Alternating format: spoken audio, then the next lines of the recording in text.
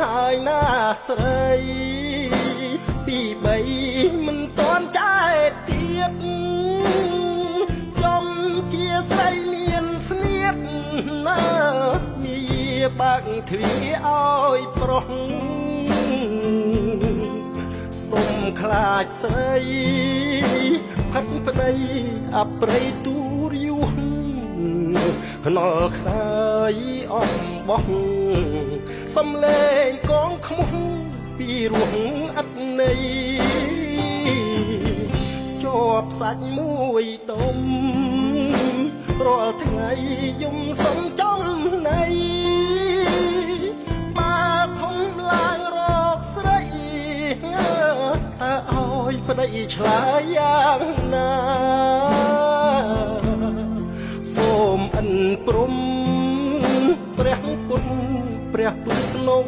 ការជួយថែបុត្រាធំឡើងកាលណាវាស្នាអូដំ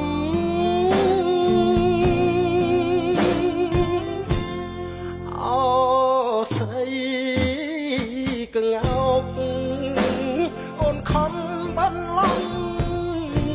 បាញ់ឈឺចិត្តខ្ញុំអត់មេត្តា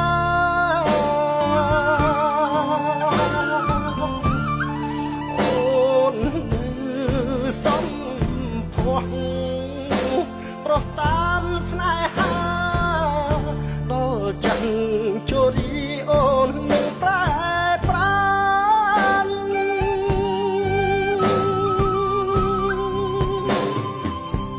បើខំទៅហើយសោកស្ដាយក៏អត់បានផលតែចង់បោះយាយសំណល់ជំរុះកម្មអានុសាអូនយកថ្មី